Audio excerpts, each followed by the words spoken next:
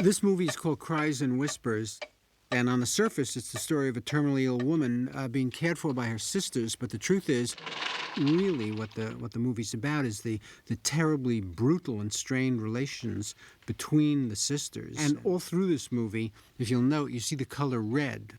There are red walls and red curtains and red carpets. In fact, the scenes don't fade to black. They actually fade to red. And this is because Ingmar Bergman, the director, felt always that the soul, the human soul, which is really the terrain that this picture takes place within, was a red membrane in the body. That's how he conceived it. When you're watching the movie, you're not aware of this, but you are aware that some unusually dramatic and poetic story is unfolding in front of you, and Bergman is just brilliant at that. He's able to use that personal feeling of his to evoke a feeling in the viewer. He's a great genius who makes the audience feel exactly what he feels.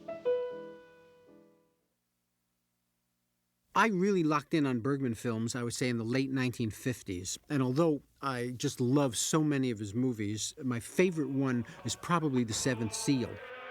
This is a film that takes place in medieval Sweden, and, people are dying left and right from the plague, and death is all around. The film explores the conflict between faith and reason, and there's, some Danish and German philosophical concepts that he, kind of evokes and dramatizes. There's a character in the film that represents death with a black cloak and a white face who goes around claiming all the victims. And you would think that this is not a good time in the movies. It sounds like such a grim theme and such work. But the brilliance of Bergman is that he makes it very exciting. The movie is just suspenseful from the first frames on. You're just gripped. It's like a brilliant and sinister fairy tale. Vem är du? Jag är döden. Kommer du för att hämta mig? Jag har redan länge gått vid din sida. Det vet jag.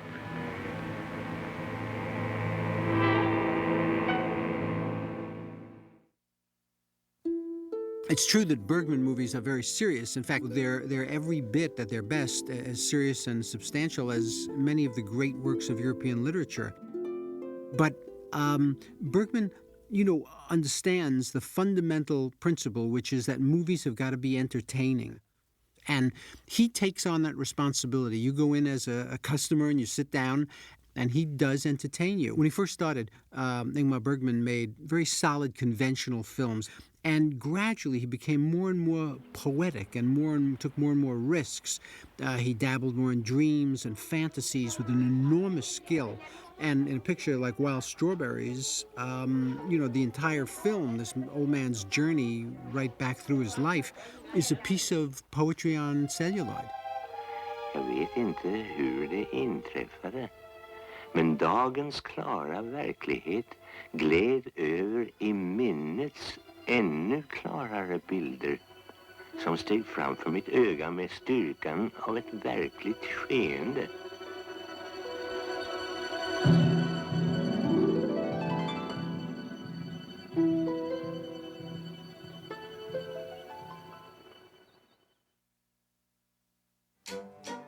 In the 1960s and the 70s, a Bergman premiere was always a big event for me. Everyone I knew went to the little art cinemas in Manhattan, and you could always see, Bergman films or Kurosawa or Fellini, Truffaut films. But of all the foreign filmmakers, Bergman for me was always the best because he had the deepest intellectual content, and he was consistently the most innovative one. A film like Persona, for example. The film is two women. One of them never speaks in the movie, and they're thrown together in this beach house, kind of locked together. And for most filmmakers, that would be very difficult to make incredibly entertaining for an hour and a half. But in Bergman's hands, he manages to turn it into a major work of art.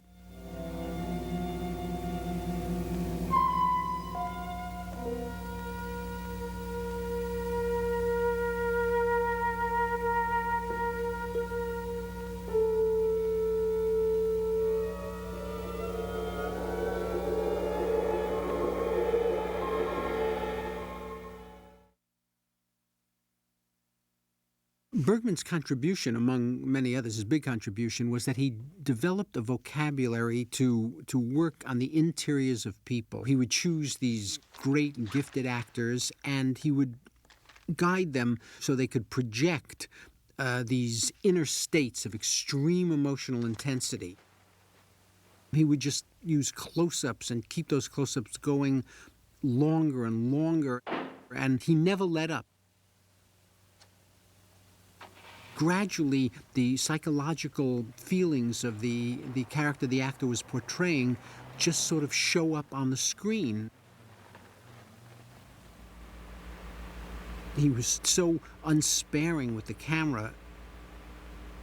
Finally, you start to see the wars that are raging inside the characters, these psychological wars and emotional wars. And it's no less visual in the end than the movements of armies.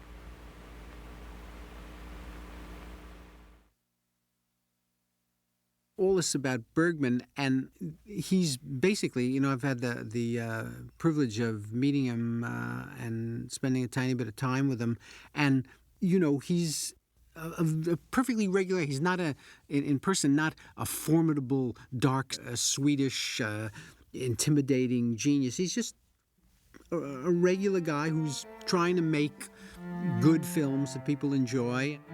To make one great film is an enormous achievement, but he's made so many that one could consider great. I do think he's a genius. I think he's a substantial intellectual.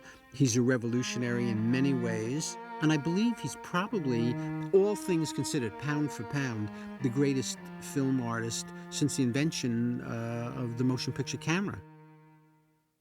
For Turner Classic Movies, I'm Woody Allen.